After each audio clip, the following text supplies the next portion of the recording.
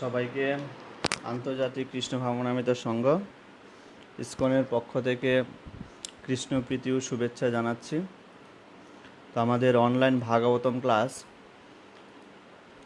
সবার জন্য, যেহেতু আমরা সবাই গৃহবন্দী আছি, আমাদের জন্য এটি অত্যন্ত হেল্পফুল, তাই না? এবং সপ্তম অধ্যায়ে আমরা বিশেষভাবে কৃষ্ণ লীলা আমরা শ্রবণ করছি। সপ্তম অধ্যায় আজকে শেষ করতেই হবে, এনিহাও, যে কোনোভাবেই হোক সপ্তম অধ্যায় আমাদের শেষ করতেই হবে। তো এখানে আমরা সপ্তম অধ্যায়ে গতকাল পুতনা বধ কথা শ্রবণ করেছিলাম এবং নলকুবর তাদের কথা আমরা শ্রবণ করেছিলাম। তো আজকে আমরা সপ্তম অধ্যায়ে তার পরবর্তী শ্লোকগুলো আজকে আমরা শেষ করব। ওম অজ্ঞান তিমিরান্ধস্য জ্ঞানাঞ্জন শলাকয়া চক্ষুরন্মিলিতম যেন তস্मै শ্রীগুরবে নমঃ। শ্রীচৈতন্য মনোভীষ্টং স্থাপিতম যেন ভূতলে স্বয়ং রূপ কদা মह्यं দদাতি স্বপদান্তিকম। বন্দেऽহং শ্রীগুরু শ্রীযুতপদকমলম শ্রীগুরূन् বৈষ্ণবাংশ্চ শ্রীরূপং সাগ্রজাতং সহগণ রঘুনাথান্বিतं तं সজীবं সাদ্বৈতং সাবধূतं পরিজনসহিतं কৃষ্ণ চৈতন্য দেবম শ্রীরাধা কৃষ্ণপদান সহগণ ললিতা শ্রীবিশাখানিতাংশ। নমোऽয়ং বিষ্ণুপদায় কৃষ্ণপ্রেষ্ঠায় ভূতলে শ্রীমতে ভক্তিবেদান্ত স্বামিনীতি নামিনে। নমস্তে সরস্বতী দেবে গৌরবাণী প্রচারিণে নির্বিশেষ শূন্যবাদী পাশ্চাত্যদেশতারিণে।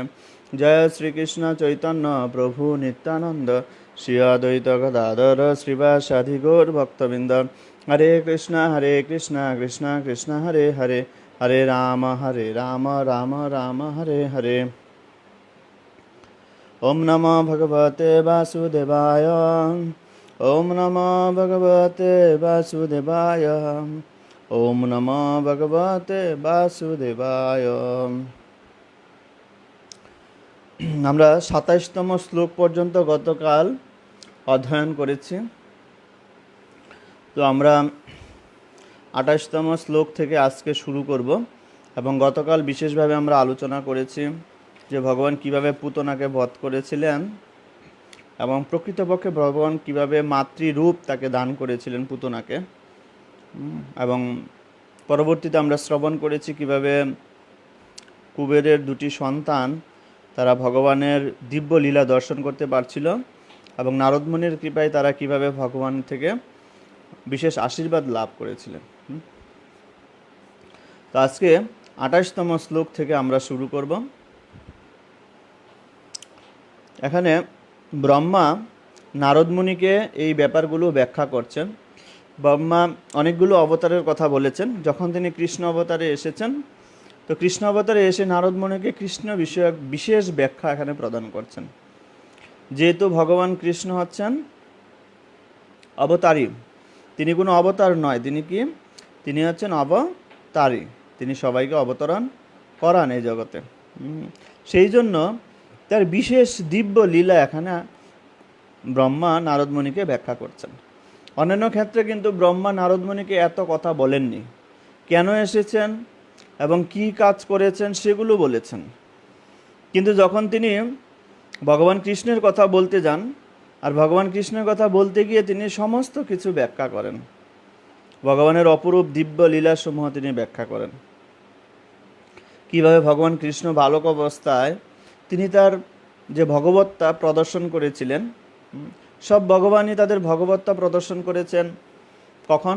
যখন তারা কৌমার অবস্থায় এসেছেন, পর্যাপ্ত সময় এসেছে, সেই সময়ে তারা ভগবত্তা প্রদর্শন করেছেন। কিন্তু ভগবান কৃষ্ণ তিনি জন্মের থেকেই তার ভগবত্তা প্রদর্শন করেছেন। তো ২৮ নম্বর শ্লোকে শ্রীমদ্ ভাগবতম দ্বিতীয় স্কন্ধ সপ্তম অধ্যায় ২৮ নম্বর শ্লোক ব্রহ্মা বলছেন, যখন গোপ বালকেরা এবং তাদের শিশুরা যমুনার বিষাক্ত জল পান করছিল, ভগবান তার কৃপাপূর্ণ দৃষ্টিপাতের দ্বারা তাদের পুনরুজ্জীবিত করেছিলেন। যমুনার জলকে বিশুদ্ধ করবার জন্য তাতে ঝাঁপ দিতে তিনি খেয়াল ছলে বিষের তরঙ্গ উদ্গীরণকারী কালীয় নাগকে দণ্ড দান করেছিলেন। পরমেশ্বর ভগবান ব্যতীত কে এই প্রকার অসম্ভব কার্য সম্পাদন করতে পারে? তো এখানে কালীয় নাগের কথা ব্রহ্মা বিশেষভাবে উল্লেখ করেছেন, এবং তিনি এটিও উল্লেখ করেছেন যে ভগবান কৃষ্ণ ছাড়া বা পরমেশ্বর ভগবান ছাড়া আর কারো পক্ষে সম্ভব নয় এরকম অলৌকিক লীলা সম্পাদন করার জন্য। যেহেতু পরমেশ্বর ভগবান শ্রীকৃষ্ণ তিনি হচ্ছেন লীলা পুরুষোত্তম ভগবান, সেই জন্য তার লীলার মহিমা ব্রহ্মা নারদমণিকে প্রকাশ করছে। লীলা পুরুষোত্তম লীলা কি হয়েছে, তখন প্রায় গোপাষ্টমী শেষ হয়ে গেছে।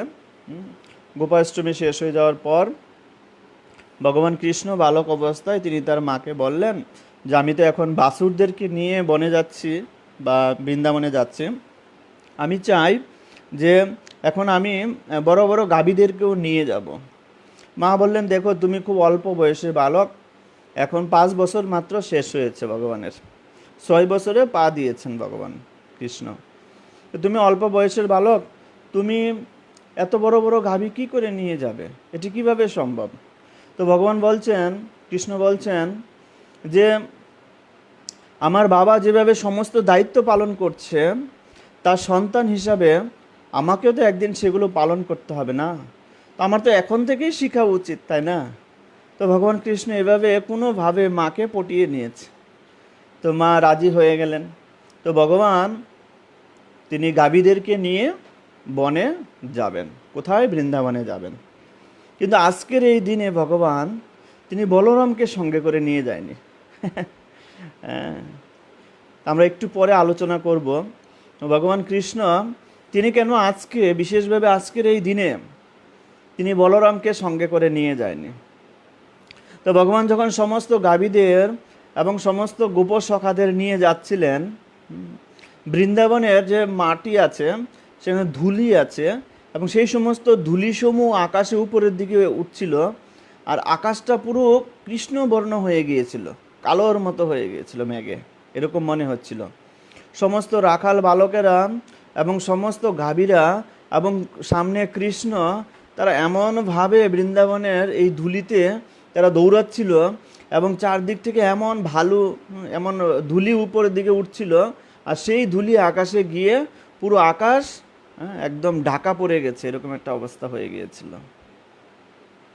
তো সমস্ত বালকেরা যখন খেলা করছিল, খেলার ছলে তাদের হঠাৎ করে কি হয়েছে, তাদের জল তৃষ্ণা পেয়েছে।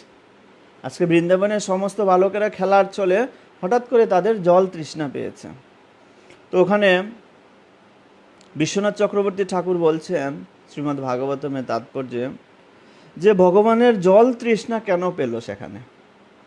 ভগবানের বা অন্যান্য যারা গোপবালক তাদের তো কখনো জল তৃষ্ণা পায় না। হঠাৎ করে বা এত গরম তো নেই বৃন্দাবনে, ভগবান কৃষ্ণ যখন লীলা করছিলেন সেখানে তো এত গরম নেই, তাহলে জল তৃষ্ণা কেন পাবে? আর ভগবান যেখানে অবস্থান করেন সেখানে মাধবা ঋতু, বসন্ত ঋতু সেখানে স্বয়ং অবস্থান করেন, মাধবা ঋতু বিশেষ ঋতু, সেখানে এত গরমও পড়ে না শীতও পড়ে না, নাতিশীতোষ্ণ অবস্থা হয়। তো ভগবান হঠাৎ করে তাদের জল তৃষ্ণা পাওয়ার কি কারণ আছে? তো সেখানে বিশ্বনাথ চক্রবর্তী ঠাকুর বলেছেন যে জল তৃষ্ণা পাওয়ার মূল কারণ হচ্ছে ভগবান আজকে নতুন কিছু করবেন, আজকে বৃন্দাবনকে সাফাই করবেন। তিনি বৃন্দাবনের মধ্যে একটা নোংরা রয়েছে, সেই নোংরাটা আজকে তিনি কি করবেন? পরিষ্কার করবেন। বিশেষ পরিকল্পনা ভগবানের। সেজন্য সমস্ত বালকেরা এবং ভগবান কৃষ্ণ সহ সবাই সেখানে জল খেতে গেলেন। কোথায়? যমুনায়। আজকে একটা নতুন জায়গায় গিয়েছেন যমুনায়, সেখানে জল খেতে গেলেন, যেখানে একটা হিংস্র সাপ সেখানে অবস্থান করছে, এবং সেই সাপের হিংস্রতার কারণে তার মধ্যে যে বিষ অবস্থা রয়েছে, এবং সেই বিষের কারণে সে যমুনার 1-2 কিলোমিটারের পাশে কেউ আসতোই না, এত বিষময় ছিল। এবং সেখান দিয়ে যখন কোনো বাতাস বয়ে যেত সে বাতাস পর্যন্ত বিষময় হয়ে যেত, এবং সেই যমুনার কূলে 1-2 কিলোমিটার পর্যন্ত কোনো গাছপালা পশু পাখি নেই। এই বিষের প্রভাবে কোনো গাছই সেখানে উৎপন্ন হতো না, এত বিষের প্রভাব ছিল সেখানে।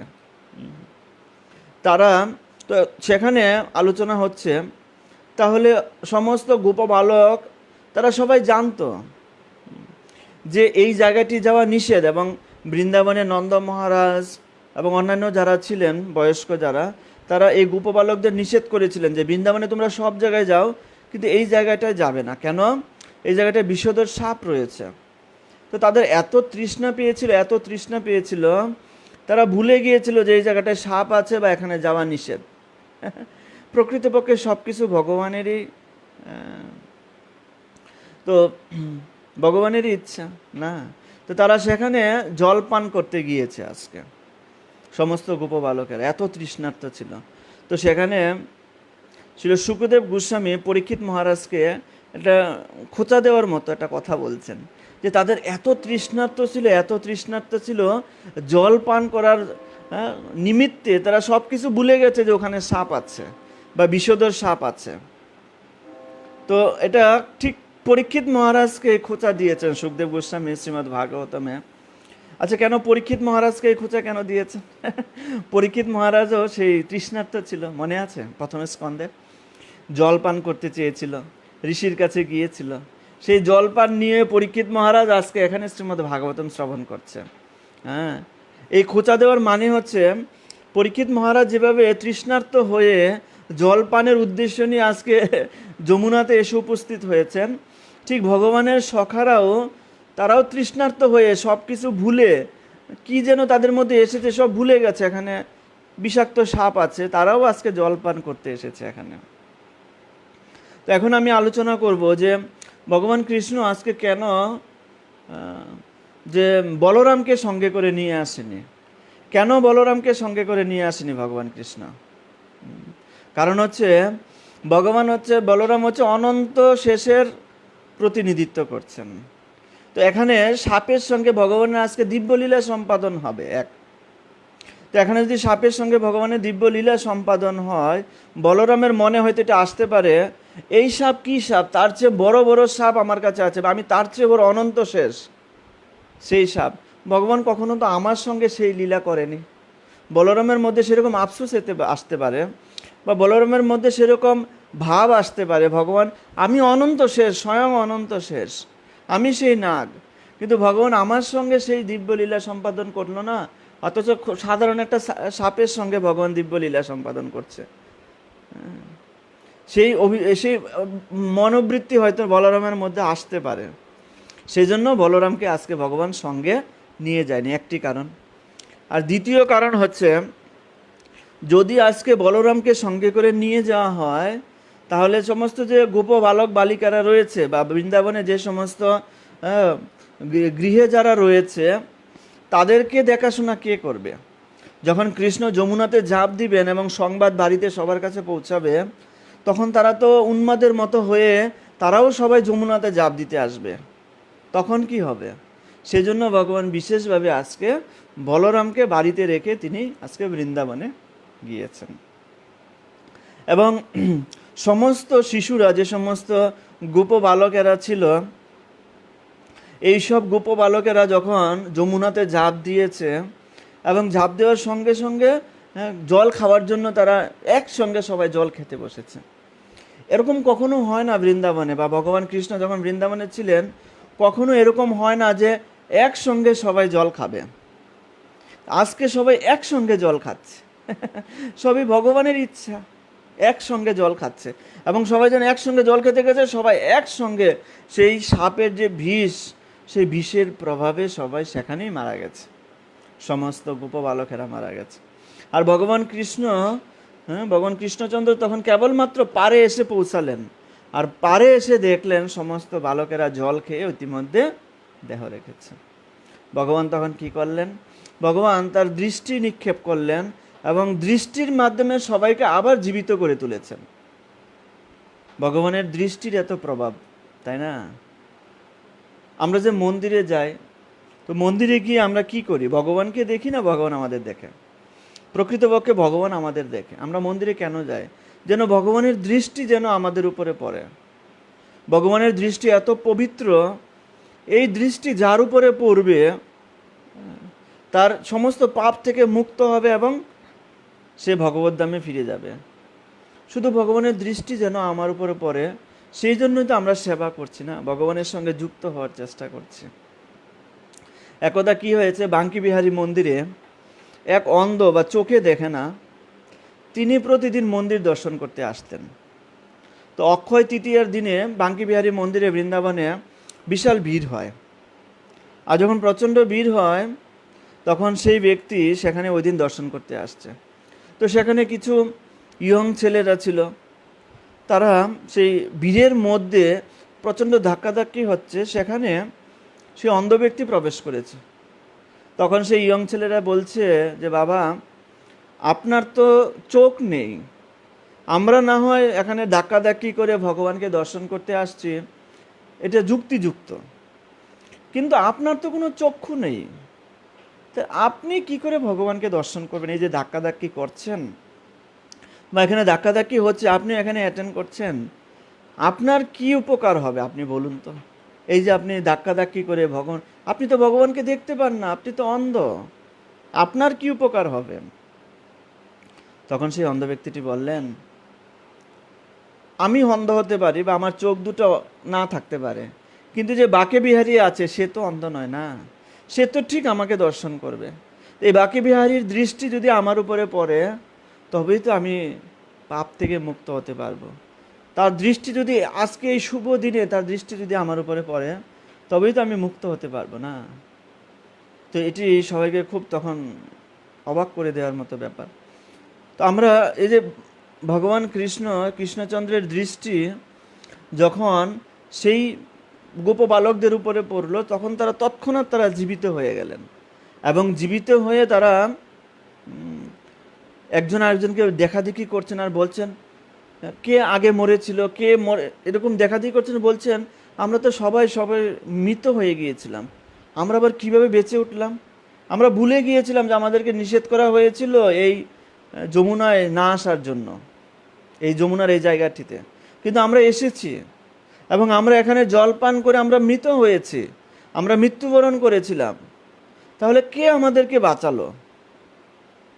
তখন তারা সবাই একসঙ্গে পিছনে ভগবান কৃষ্ণ দাঁড়িয়েছিলেন, কৃষ্ণচন্দ্র, এবং কৃষ্ণচন্দ্রের দিকে তাকালেন, এবং তাকিয়ে তারা সবাই বলছেন কৃষ্ণই আমাদেরকে রক্ষা করেছেন।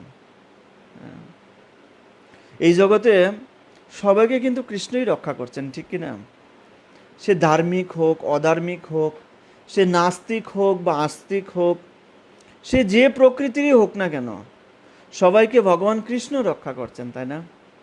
আর আমরা কি ভাবছি, যেমন এক ব্যক্তি ছিল, সেই ব্যক্তির একটা জগন্নাথ মন্দির ছিল বাড়িতে, সে মন্দিরকে মাঝে মাঝে ভগবানকে খাওয়াতে দিত, মাঝে মাঝে দিত না। তো সেই ব্যক্তির বড় একটা এরকম নারিকেল গাছ হয়েছে, আর যখন নারিকেল গাছ হয়েছে ওখানে প্রচুর নারিকেল ধরেছে। তো তার নারিকেল খাওয়ার খুব ইচ্ছা বা খুব শখ তার নারিকেল খাওয়া। তো সে নারিকেল খাওয়ার জন্য, কিন্তু সে গাছে উঠতে পারছে না, নারিকেল গাছে সে উঠতে পারে না। এখন কি করবে? তখন সে, তার বাড়িতে জগন্নাথ, বলদেব, সুভদ্রা মহারানী ছিল। তো ভগবান জগন্নাথকে এসে প্রার্থনা করছে, জগন্নাথ, আমি এই নারিকেল যা হয়েছে আমি সব তোমার জন্য এনে দিব, তোমার সেবায় আমি এই নারিকেল তোমাকে আমি দান করব।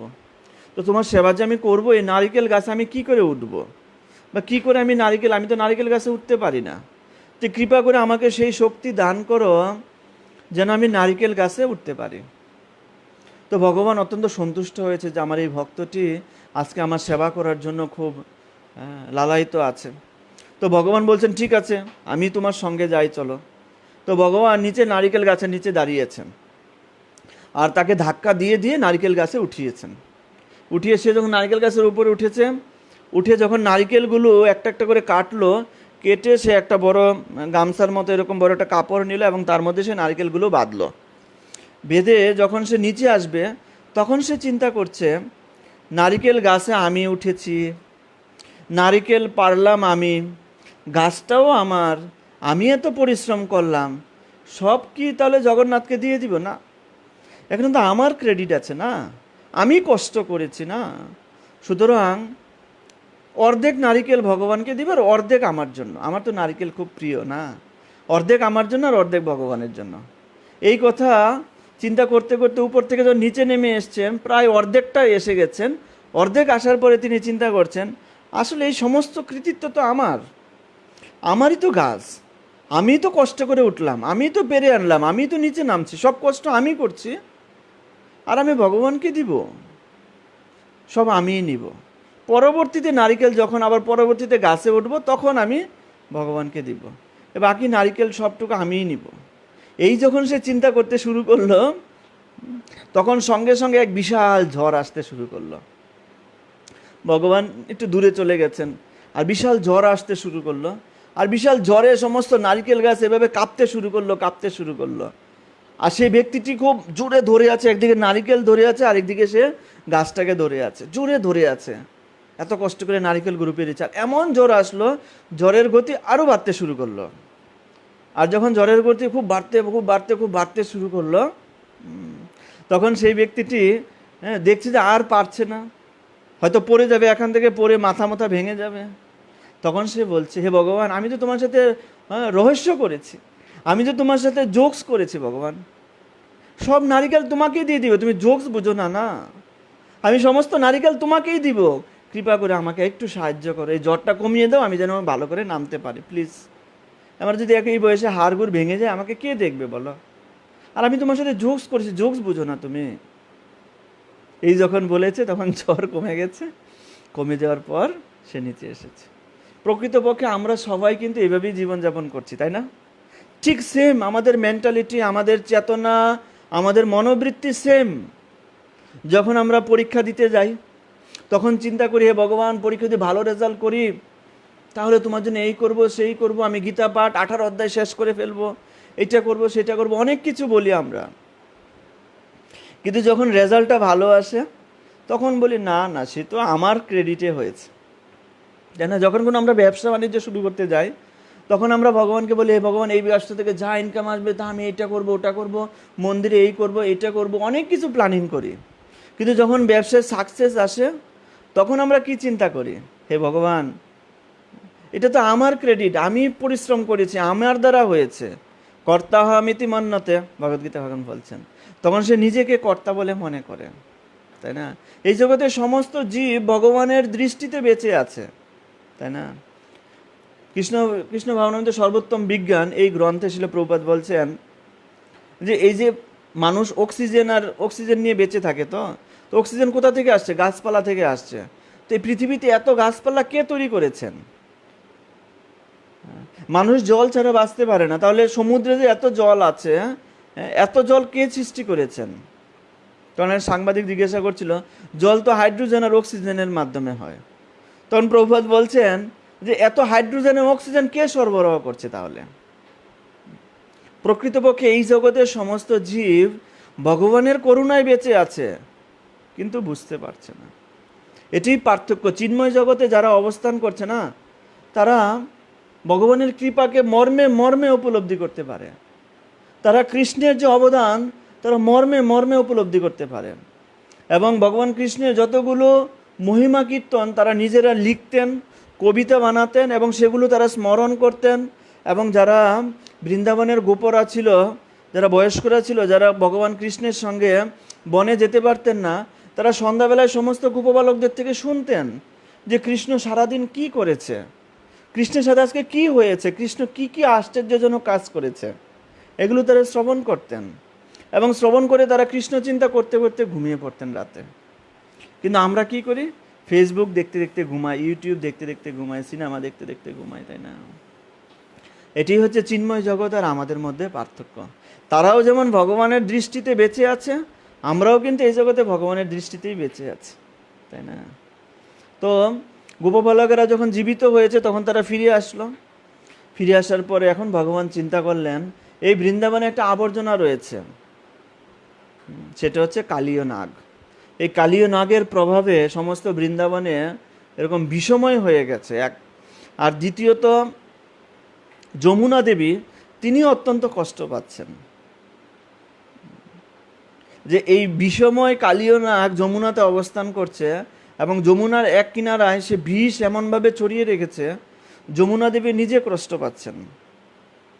সেই জন্য ভগবান আজকে চিন্তা করলেন যে এই কালীয় নাগকে এখান থেকে দমন করতে হবে। ভগবান সবাইকে উদ্ধার করলেন, কিন্তু কালিয়কে কেন দমন করতে চাইলেন বা কালিয়কে এখান থেকে তাড়িত করতে কেন চাইলেন? কারণ হচ্ছে কাম, ক্রোধ, লোভ, মোহ, মদ, এই সমস্ত বিষয়গুলো ভগবানের সেবায় যুক্ত করা যায়। কারো যখন প্রচণ্ড ক্রোধ আসে, ক্রোধ কার প্রতি করা উচিত? যারা ভগবত বিদ্বেষী, যারা ভগবানের প্রতি বিদ্বেষী পরায়ণ, তাদের প্রতি ক্রোধ করা উচিত। যাদের লোভ আছে, লোভ কিসের মধ্যে থাকা উচিত? ভগবানকে দর্শন করার প্রতি লোভ থাকা উচিত, শাস্ত্র কথা শ্রবণ করার প্রতি লোভ থাকা উচিত, ভগবানের প্রসাদ গ্রহণ করার প্রতি লোভ থাকা উচিত, শুদ্ধভাবে হরিনাম করার প্রতি লোভ থাকা উচিত। এই প্রত্যেকটি জিনিসকে আমরা ডাইরেকশন চেঞ্জ করতে পারি, কিন্তু মাৎসর্য এমন একটা জিনিস, এটাকে ডাইরেকশন চেঞ্জ করা যায় না, তাই না? ঠিক এই জন্য ভগবান কৃষ্ণ কালীয় নাগকে এখান থেকে দূরে সরিয়ে দিতে চেয়েছিলেন। তাকে সরাসরি ওখান থেকে উদ্ধার করবেন এরকম ব্যাপার ছিল না। তো ভগবান কৃষ্ণ কি করলেন? সেই যমুনার মধ্যে ঠিক উপর থেকে এমন এক ঝাঁপ দিলেন, যমুনার মধ্যে বিশাল এক শব্দ তৈরি হলো যমুনায়। এবং যমুনাতে যখন লাফ দিলেন, নিচে যমুনার জলে গিয়ে পড়লেন, তখন সেই কালীয় নাগের যে স্ত্রীরা ছিল, প্রথম ভগবান কৃষ্ণের সাক্ষাৎ সেই স্ত্রীদের সঙ্গে হয়, স্ত্রী এবং সন্তানেরা। এই স্ত্রী এবং সন্তানেরা ছিল ভগবানের ভক্ত। যেহেতু তারা ভক্ত ছিল, সেজন্য ভগবান চিন্তা করলেন আমার ভক্তের হাজব্যান্ড, সেজন্য তাকে আমার উদ্ধার করতে হবে, তাই না? ভক্তের হাজব্যান্ড। তো কেউ আমাদের পরিবারে কেউ যদি ভক্ত হয়, এটি পরিবারের সবার জন্য কিন্তু মঙ্গল। যেহেতু কালীয় নাগের স্ত্রী এবং তার সন্তানেরা ভক্ত ছিল ভগবানের, সেজন্য ভগবান এই কালীয় নাগকে আজকে উদ্ধার করার পরিকল্পনা করছে। ঠিক তদ্রূপ আমাদের পরিবারে যদি কেউ ভক্ত হয়, আমরা কখনো তাকে নিন্দা করা উচিত নয়।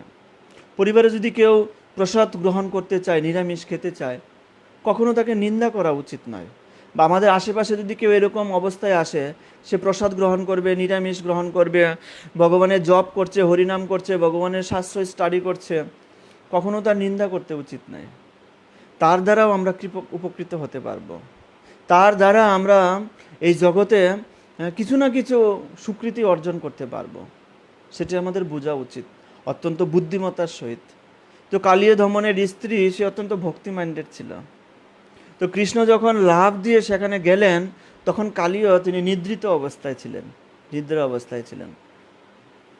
প্রথম সাক্ষাৎ হয়েছে কালীয়ের স্ত্রীর সঙ্গে। তখন সেই স্ত্রী ছোট একটা বালক, এত সুন্দর ফুটফুটে এবং এত সুন্দর একটা বালক।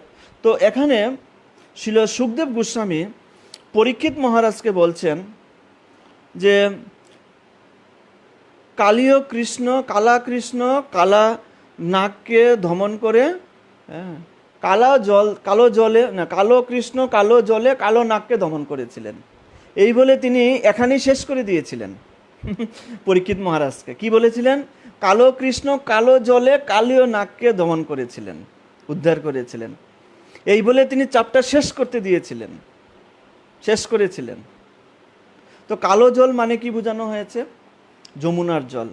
যমুনার জল তখন দেখতে ঠিক কৃষ্ণের মতো দেখাচ্ছিল, সেই জন্য সেটাকে কালো জল বলে সেখানে ভাগবতমে উল্লেখ করা হয়েছে।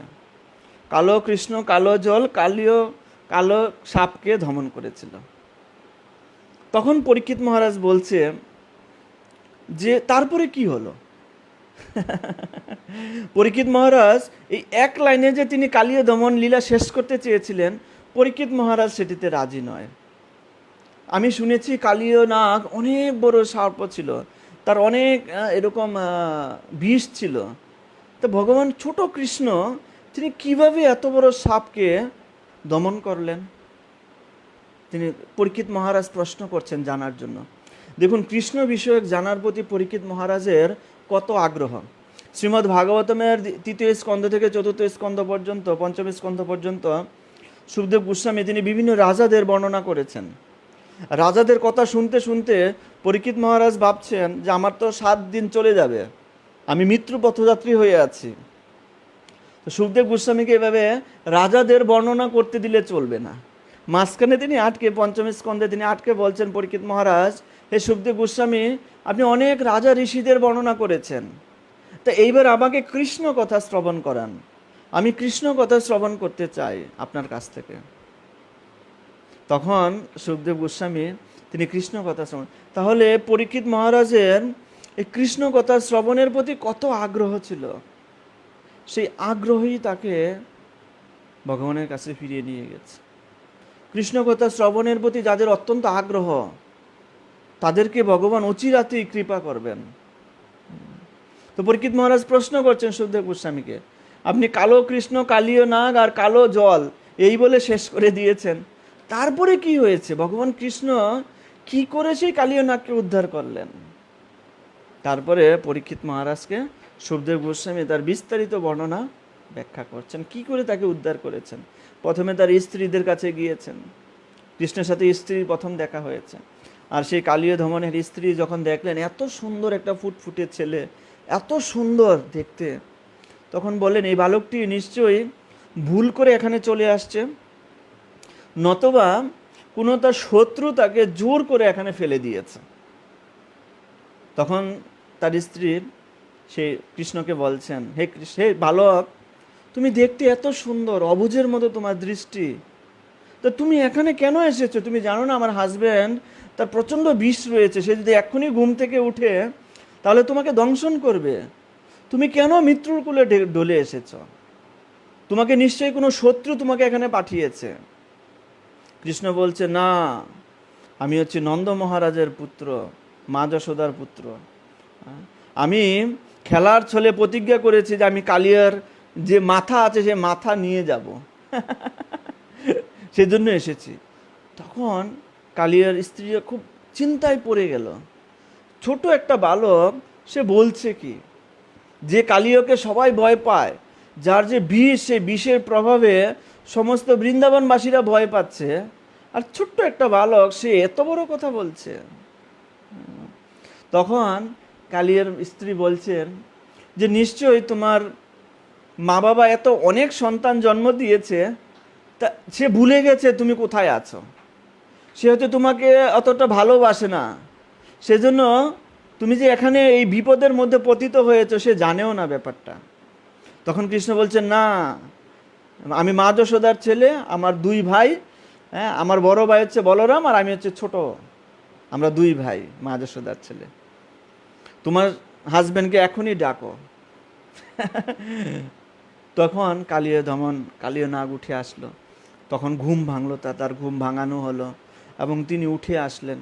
তারপরে আমরা সেগুলো শ্রবণ করি যে ভগবান কিভাবে তার মাথার মধ্যে নৃত্য করেছিলেন।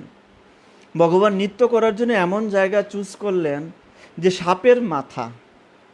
যখন আমরা বিশেষ করে বুক ডিস্ট্রিবিউশন করতে যাই বা কোথাও প্রচার করতে যাই, লোকেদের যদি প্রশ্ন করতে দেওয়া হয়, আপনি একটা প্রশ্ন করুন, তখন লোকেরা কি প্রশ্ন করে? হ্যাঁ, আচ্ছা, আপনাদের কৃষ্ণ কেন যুদ্ধক্ষেত্রে তার প্রতিজ্ঞা ভাঙলেন? এই যে তিনি বলেছিলেন অস্ত্র ধরবেন না, তা অস্ত্র ধরে কেন বিষ্ণুদেবকে হত্যা করলেন? হ্যাঁ, আপনাদের কৃষ্ণ কেন রাসলীলা করলো? আপনাদের কৃষ্ণ কেন 16,000 এতগুলো বিয়ে কেন করলো? এই সমস্ত কথা বলে আপনাদের। কিন্তু কখনো তারা বলে না যে আপনাদের কৃষ্ণ কালীয়কে দমন করেছে, ছোট্ট একটা শিশু, অগাসুর বকাসুর পুতনাকে বধ করেছে, তার কত মহান, সেগুলো কখনো কেউ বলে না, তাই না? তাদের শুধু ওই দিকে ইন্টারেস্ট আলোচনার। এটি হচ্ছে এই জগতের মানুষের চেতনা, তাই না? তো শাস্ত্রে বলছেন ভগবানের ভক্তদের সাহায্য ব্যতীত, ভগবানের ভক্তের কৃপা ব্যতীত কোনোভাবেই ভগবানেরকে বোঝা যায় না।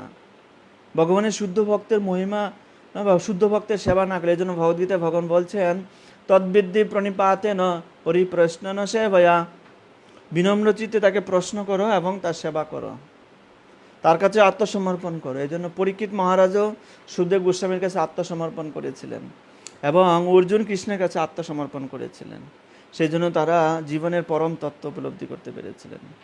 তো এই কালীয় নাগ দমন করে ভগবান এই জগতে তার কৃতিত্ব অনেক অনেক অনেক অনেক বর্ধিত করেছেন এবং সমস্ত ভক্তের হৃদয় এই কালীয় নাগ দমন শ্রবণ করে তাদের হৃদয় থেকে ঈর্ষা ভাব ত্যাগ হয়। যেহেতু কালীয়ের মধ্যে কি ছিল? ঈর্ষা ভাব ছিল।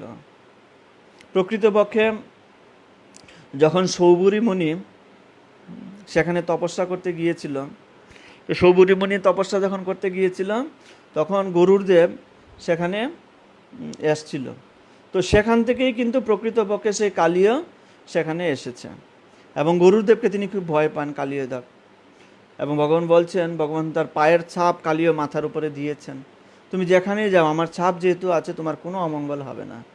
তো যার মাথার উপরে ভগবানের ছাপ আছে তার এই জগতে ভয়ের কিছু নেই, ছাপ না থাকুক। যার মাথার মধ্যে ভগবান কৃষ্ণ আছে তার এই জগতে ভয়ের কি আছে, তাই না?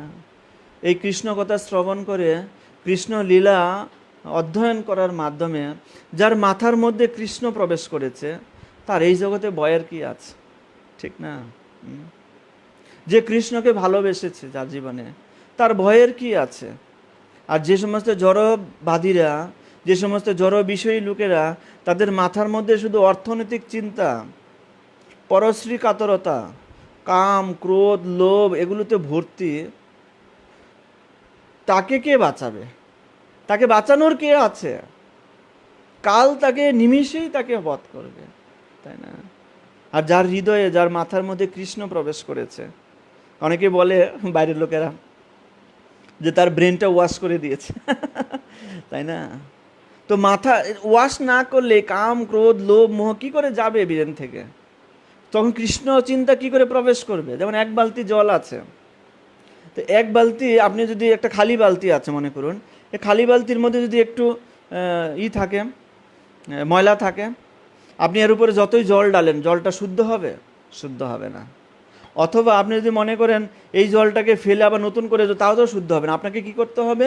ভিতরে যে ময়লাটা রয়েছে সেই ময়লাটাকে ভালো করে পরিষ্কার করতে হবে, পরিষ্কার করে ধৌত করে তারপরে নতুন করে জল ডালতে হবে। ঠিক তদ্রূপ আমাদের ভিতরে যে ময়লা রয়েছে না, সেগুলো আগে পরিষ্কার করতে হবে। কিভাবে? শাস্ত্র অধ্যয়নের মাধ্যমে। এই যে পরীক্ষিত মহারাজ জানতে চেয়েছেন, হ্যাঁ, যে কিভাবে এই জগৎ ভগবান সৃষ্টি করেছেন, কিভাবে এই জগৎ ভগবান পালন করছেন, এর মাধ্যমে আমাদের ময়লা পরিষ্কার হবে।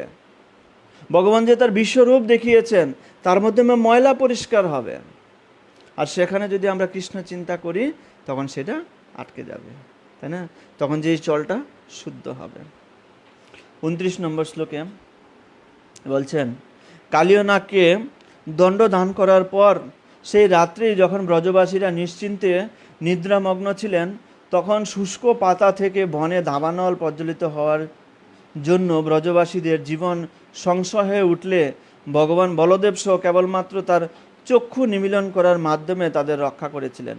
এমনই অলৌকিক ভগবানের কার্যকলাপ। এই ভগবান, এই কৃষ্ণচন্দ্র, তার যে লীলা, সেই লীলা হচ্ছে অত্যন্ত অলৌকিক। জড় বুদ্ধি দিয়ে, জড় জ্ঞান দিয়ে, জড় চেতনা দিয়ে কখনো ভগবান কৃষ্ণকে জানা যাবে না।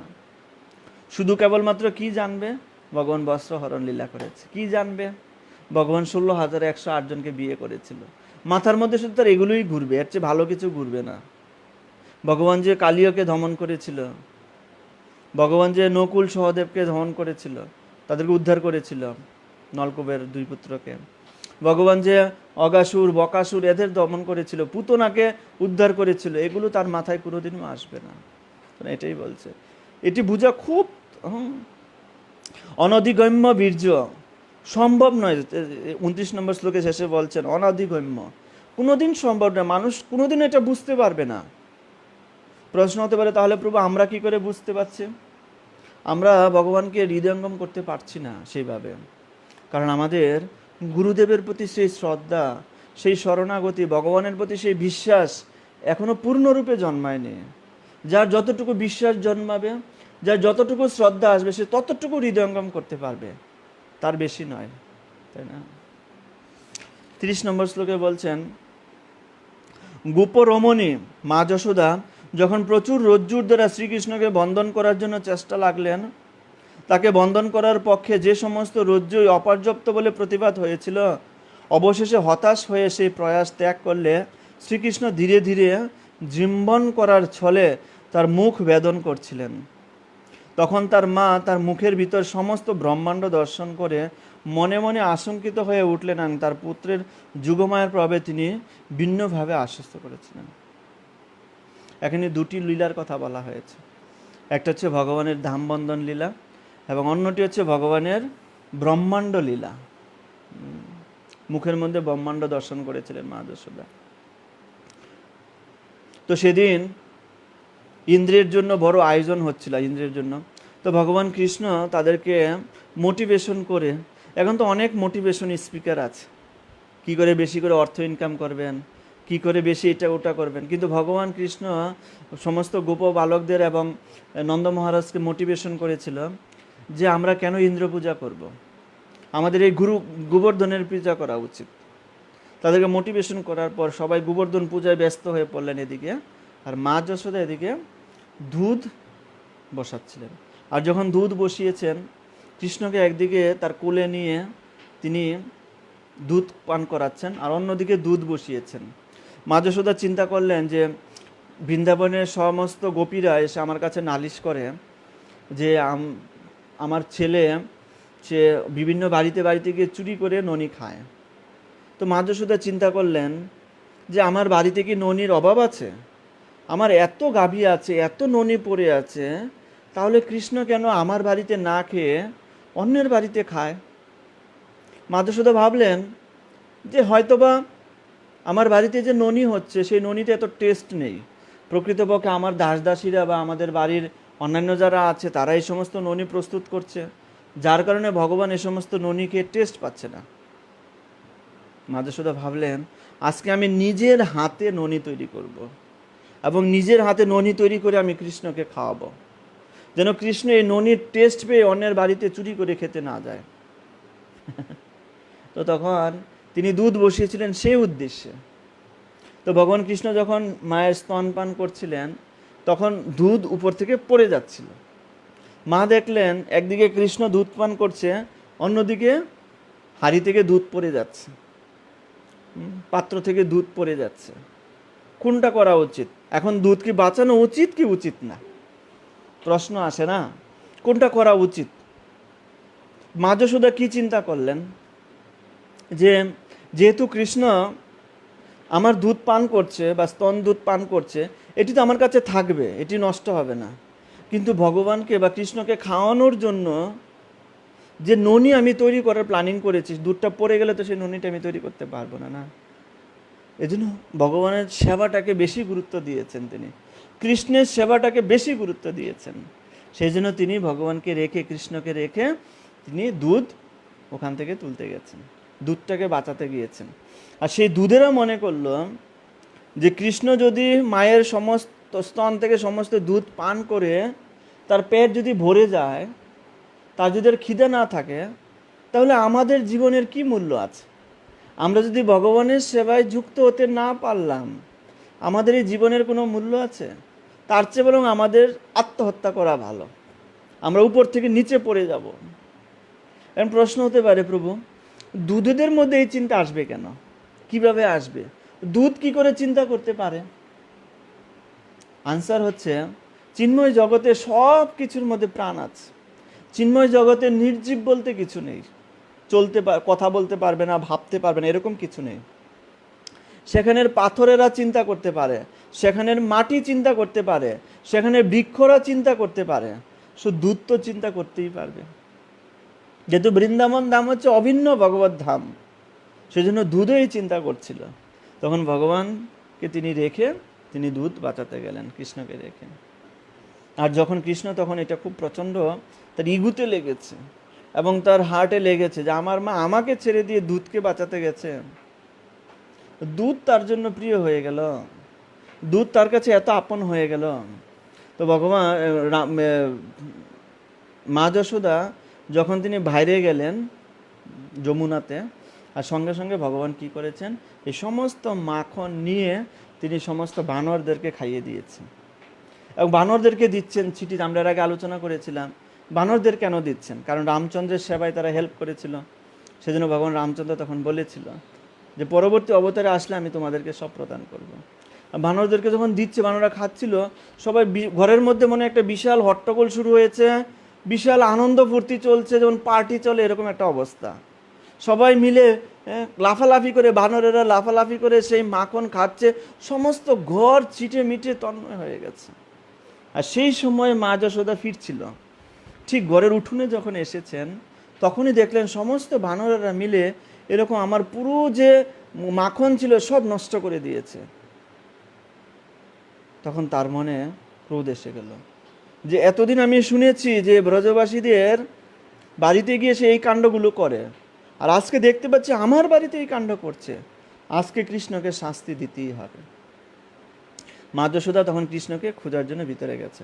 আর কৃষ্ণ কি করছেন, তিনি ঘরের এক কোণায় তিনি বসেছিলেন এবং ঘরের এক কোণায় তিনি নিজেকে লুকানোর চেষ্টা করছেন মায়ের হাত থেকে বাঁচার জন্য। দেখুন আজকে ভগবান ছোট বালক কৃষ্ণ তিনি নিজেকে লুকানোর জন্য তিনি ঘরের কোণায় লুকিয়েছেন, যার থেকে কাল পর্যন্ত লুকিয়ে থাকার চেষ্টা করে, যার থেকে সমস্ত অসুরেরা লুকানোর চেষ্টা করে, যম পর্যন্ত যাকে দেখে ভয় পায়। আজকে ভগবান কৃষ্ণ সেই মা যশোদাকে দর্শন করে মা যশোদার ভয়ে তিনি লুকাচ্ছেন। ঘরের এক কোণায় ঠিক যেরকম দরজা থাকে, দরজার যে কোণা থাকে সেই কোণাতে কৃষ্ণ গিয়ে লুকিয়েছেন। আর মা যশোদা তিনি খুঁজে বেড়াচ্ছেন কোথায় আছে, কোথায় কৃষ্ণকে পাওয়া যাবে। খুঁজতে খুঁজতে তিনি দেখলেন ঘরের এক কোণা থেকে একটা দিব্য জ্যোতি নির্গত হচ্ছে, আর এই জ্যোতিটা সমস্ত ঘরকে আলোকিত করে রেখেছে। কৃষ্ণ ভাবছিলেন আমি নিজেকে লুকিয়ে রাখবো, কিন্তু মা যশোদা ঠিক তাকে ধরার জন্য এগিয়ে যাচ্ছে। আচার্যরা সেখানে ব্যাখ্যা করছেন যে কৃষ্ণ যতই নিজেকে লুকানোর চেষ্টা করুক না কেন, তার ভক্তের কাছে তিনি নিজেকে লুকাতে পারেন না। কখনো সম্ভব না তার ভক্তের কাছে তিনি নিজেকে লুকাবেন। আর মা যশোদা যখনই কৃষ্ণকে ধরতে যাবে, কৃষ্ণ বুঝতে পেরেছে মা যশোদা আমাকে দেখে ফেলেছে, আর সেখান থেকে পালিয়ে তিনি ঘরের বাইরে চলে গেছেন। আর মায়ের মনে আরো ক্রোধ এসে গেছে, তিনি লাঠি নিয়েছেন, আর লাঠি নিয়ে ভগবানকে দৌড়াচ্ছেন, কৃষ্ণকে দৌড়াচ্ছেন। আর কৃষ্ণ মায়ের লাঠির ভয়ে তিনি পলায়ন করছেন। এই দৃশ্য ব্রহ্মা, ইন্দ্র আদি সবাই দর্শন করছে। ইন্দ্রর তো বিশ্বাসই হচ্ছে না। পরমেশ্বর ভগবান শ্রীকৃষ্ণ তিনি মা যশোদার লাঠিকে ভয় পাচ্ছেন। এটি কি করে সম্ভব? সমস্ত দেবদেবীরা পর্যন্ত সেই লীলা অবলোকন করতে পারছেন না। এটি কি করে সম্ভব? যিনি অনন্ত কোটি বিশ্ব ব্রহ্মাণ্ডের মালিক, যাকে কাল পর্যন্ত ভয় পায়, যার দিকে মায়া তাকিয়ে থাকতে পারে না লজ্জায়, যাকে যম ভয় পায়, মৃত্যু যাকে ভয় পায়, আর সেই ভগবান আজকে মা যশোদার লাঠিকে ভয় পাচ্ছে। এটি অত্যন্ত আশ্চর্যজনক না? এটি হচ্ছে যুগমায়ার প্রভাব। যুগমায়া এমনভাবে প্রভাবিত করেছেন যেন ভগবান আনন্দ লাভ করতে পারেন এবং তার সমস্ত ভক্তরা যেন আনন্দ পায়। ভগবান তখন নিজের ভগবত্তা ভুলে গেছেন। কেউ কেউ প্রশ্ন করে যে তাহলে কি ভগবান এটা অভিনয় করছে? না, অভিনয় না, ভগবান সত্যিই ভয় পাচ্ছে তার মাকে, সত্যি সত্যি ভয় পাচ্ছে। এমন না যে ভগবান এখানে অভিনয় করছে, ভগবান অভিনয়ের ছলে সব কিছু করছে তা নয়। এবং ভগবানের চোখ দিয়ে তখন জল পড়ছে, কৃষ্ণের চোখ দিয়ে জল পড়ছে, এবং কৃষ্ণ তার চোখগুলোকে এভাবে এভাবে মুছছিলেন, এবং তার যে চোখের কাজলগুলো, সেই কাজলগুলো জলের দ্বারা মিশ্রিত হয়ে কালো হয়ে এদিক দিয়ে পড়ছিলেন। আর তার সেই যে রূপ, অপরূপ সেই রূপ। এটি হচ্ছে ধাম বন্ধন লীলা। যদিও মা যশোদা তাকে বেঁধেছিলেন, সেখানে বলছে অনন্ত কোটি বিশ্ব ব্রহ্মাণ্ডের মুনি ঋষিরা তাকে তাদের হৃদয় দিয়ে বাঁধতে পারে না, আর মা যশোদা তাকে দড়ি দিয়ে বেঁধেছেন। আর অনেক ব্যাপার রয়েছে সেখানে আমরা দেখতে পাই। এই সমস্ত লীলাদি রয়েছে ভগবান কৃষ্ণের সঙ্গে। এবং একদিন মা তিনি ব্রহ্মাণ্ড ঘাটে, বলরাম এসে বলছে যে কৃষ্ণ মাটি খেয়েছে। কৃষ্ণকে জিজ্ঞাসা করছে, মা যশোদা তুমি কি মাটি খেয়েছো? বলছে না, আমি মাটি খাইনি মা। বলছে না, তুমি মিথ্যা কথা বলো, তুমি মাটি খেয়েছো? বলছে না, আমি খাইনি মাটি। বলছে তাহলে প্রমাণ হবে, তোমার মুখ বের করে দেখব। আর যখন মা যশোদা কৃষ্ণের সেই মুখ দর্শন করলেন, সেই মুখের মধ্যে অনন্ত কোটি বিশ্ব ব্রহ্মাণ্ডের প্রলয় হচ্ছে। এই অনন্ত কোটি বিশ্ব ব্রহ্মাণ্ডের মধ্যে পৃথিবী একটা গ্রহ তিনি দেখতে পেলেন। আর সেই পৃথিবীর মধ্যে বৃন্দাবন নামে একটি স্থান তিনি দেখতে পেলেন, আর সেই বৃন্দাবন নামক স্থানে মা যশোদা কৃষ্ণকে সেবা করছে, সেটি তিনি দর্শন করতে পেলেন। আর দর্শন করার সঙ্গে সঙ্গে তিনি কারেন্টের শর্ট খাওয়ার মতো এমন অবস্থা হয়েছে।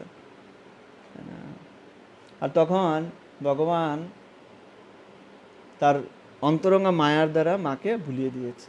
আর মা হয়তো ভাবছে যে আমার হয়তো কিছু একটা জিন ভূত বা কিছু একটা ধরেছে, আমাকে কোনো একটা অদৃশ্য শক্তি আমাকে ধরেছে, এই জন্য আমি দেখতে পাচ্ছি না। সত্যি সে আমার সন্তান, সে আমার সন্তানের বাইরে অন্য কিছু হতে পারে না। এই যুগমায়ার শক্তির প্রভাব। 31 নম্বর শ্লোকে বলছেন, শ্রীকৃষ্ণ তার পিতা নন্দ মহারাজকে বরুণ পাশের ভয় থেকে রক্ষা করেছিলেন, এবং ময়দানবের পুত্র যখন গোপ বালকদের পর্বতের গুহায় আটক করে রেখেছিল তখন তিনি তাদের রক্ষা করেছিলেন।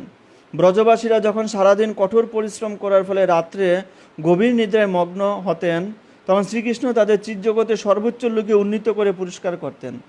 এই সমস্ত কার্যকলাপ অপ্রাকৃত এবং নিঃসন্দেহে শ্রীকৃষ্ণের ভগবত্তা প্রমাণ করে। প্রভুপাদ তাৎপর্যে লিখেছেন, শ্রীকৃষ্ণের পিতা নন্দ মহারাজ যখন ভ্রান্তিবশত নিশা অবসান হয়েছে মনে করে, মানে নন্দ মহারাজ এক সময় তিনি ভ্রান্তিবশত মনে করেছিলেন ভোর হয়ে গেছে, এবং তিনি যমুনাতে স্নান করতে গিয়েছিলেন। তো যমুনাতে ভোর 3:30টার আগে স্নান করতে নেই, তার আগে স্নান করতে গিয়েছিলেন। তো সেখানে কি হয়েছে, বরুণ দেব তিনি নন্দ মহারাজকে নিয়ে চলে গেছে ওখান থেকে। আর ভগবান কৃষ্ণ শুনতে পেলেন তার বাবার যমুনা থেকে ফিরে আসেনি। তখন যমুনায় গিয়ে এবং বরুণ দেবের কাছ থেকে বাবাকে ফিরিয়ে নিয়ে এসেছিলেন। বরুণ দেব এটি কেন করেছিলেন? কারণ তিনি নন্দ মহারাজের যে সন্তান কৃষ্ণ, সেই কৃষ্ণের কৃপা আশীর্বাদ চেয়েছিলেন, কৃপা চেয়েছিলেন, সেই জন্য তার বাবাকে ধরে নিয়ে গিয়েছিলেন। প্রভুপাদ তাৎপর্য এটি উল্লেখ করেছেন। বৃন্দাবনের গোপেরা যখন শ্রীকৃষ্ণের নির্দেশে ইন্দ্রের যজ্ঞ বন্ধ করে দিয়েছিলেন, তখন 7 দিন ধরে নিরন্তর মুষলধারায় বৃষ্টি হতে থাকলে বৃন্দাবন বেসে যাওয়ার উপক্রম হয়েছিল।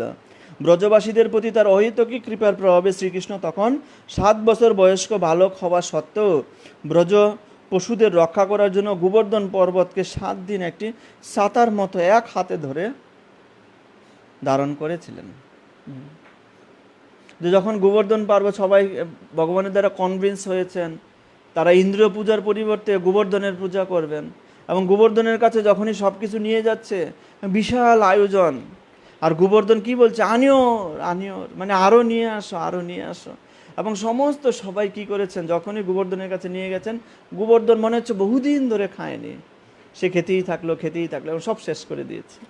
ভগবান কৃষ্ণ বলছেন, হে গোবর্ধন, তুমি যে সব শেষ করে দিয়েছ, এই ভক্তরা কি খাবে? তখন গোবর্ধন কি করলেন, আবার সব ফেরত দিলেন। তো সবাই খুব আনন্দের সহিত সেই লীলা দর্শন করলেন। আর সঙ্গে সঙ্গে আমরা জানি তখন ইন্দ্র সেখান থেকে বৃষ্টি দান করলেন। ইন্দ্র ভেবেছে বৃন্দাবনে কি হয়েছে, আমার পূজা করছে না। ক্রোধবশত সে সেখানে বিশাল ভারী বর্ষণ করছিল। বলছে ইন্দ্র বৃন্দাবনে যে ভারী বর্ষণ করেছিল, সে ভারী যে বৃষ্টির যে দৈর্ঘ্য প্রস্থ ছিল, তাতে সমস্ত বৃন্দাবন সাগরের নিচে চলে যাওয়ার কথা ছিল। এই পরিমাণ বারিশ দিয়েছিল সে। কিন্তু ইন্দ্র যখন পরে ফিরে আসলো, 7 দিন বৃষ্টি দেওয়ার পরে যখন ফিরে আসলো,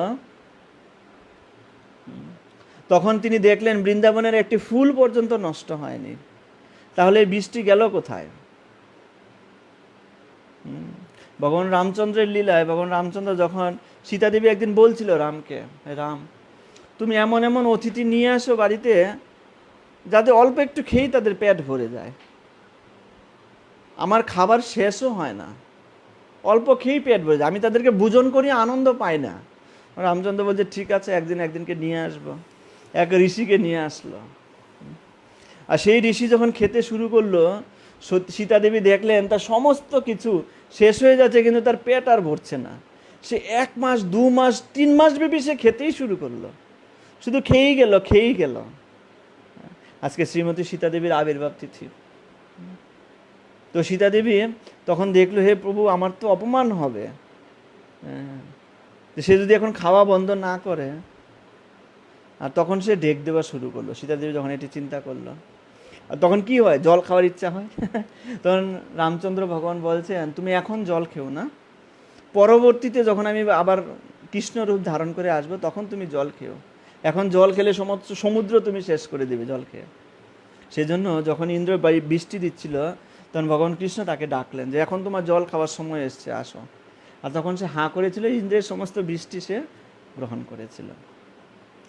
আর দ্বিতীয় দিক থেকে এই গিরি গোবর্ধন ধারণ করার মাধ্যমে তিনি শুধু বৃন্দাবনবাসীকে রক্ষা করেছিল তা না, তিনি সমস্ত ব্রজবাসীদের, গাবীদের সবাইকে রক্ষা করেছিল, সবাইকে আশ্রয় দান করেছিল। ভগবান সমস্ত বৃন্দাবনবাসীদেরকে বিশ্বাস জুগিয়েছিল, যেহেতু তোমরা আমার কথা শুনেছ, আমার কথা মতো গিরি গোবর্ধনের পূজা করেছ, সেজন্য গিরি গোবর্ধন তোমাদের অবশ্যই রক্ষা করবে, আমি অবশ্যই রক্ষা করব। তো সুতরাং যারা ভগবদ্গীতা এবং শ্রীমদ্ ভাগবতমকে আশ্রয় করে জীবনযাপন করে, তাদের কখনো কোনো ক্ষতি হয় না, তাদেরকে ভগবান রক্ষা করবেনই করবেন। ভগবান এই লীলার দ্বারা তিনি প্রকাশ করেছেন, তাদেরকে ভগবান রক্ষা করবেনই করবেন, তাদের কোনো ক্ষয় নেই, ক্ষতি নেই। এবং 7 দিন 7 রাত ধরে তারা শুধু সেই ভগবান কৃষ্ণকে দর্শন করেছিলেন। তাদের মনে এই বাসনা ছিল যে আমরা যদি এই কৃষ্ণকে যে দর্শন করছি, অল্প একটু দর্শন করে আমাদের তৃপ্তি মিটছে না।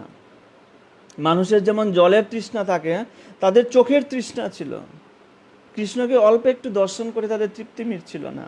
সেজন্য ভগবান এমন আয়োজন করলেন যে 7 দিন 7 রাত ব্যাপী তারা যেন কৃষ্ণকে দর্শন করে অপলক নয়নে, যে নয়নে কোনো পলক পড়বে না, সেটি ভগবান তাদের প্রতি কৃপা করবে। তার অন্তরঙ্গ ভক্তদের সঙ্গে ভগবান এই দিব্যলীলা সম্পাদন করেছেন। ভগবান যখন শুভ্র চন্দ্রকিরণে উদ্ভাসিত নিশীথে বৃন্দাবনের বনে মধুর সঙ্গীতের দ্বারা ব্রজ বধূদের কামপীড়া উদ্দীপিত করে রাসলীলা করতে উন্মুখ হন, তখন ধনাঢ্য কুবেরের অনুচর শঙ্খচূড় নামে দৈত্য সেই ব্রজ রমণীদের হরণ করবে এবং ভগবান শ্রীকৃষ্ণ তখন তার ধর থেকে মস্তকটি ছেদন করবেন। শঙ্খচূড়ের ঘটনা এখানে বলা হয়েছে।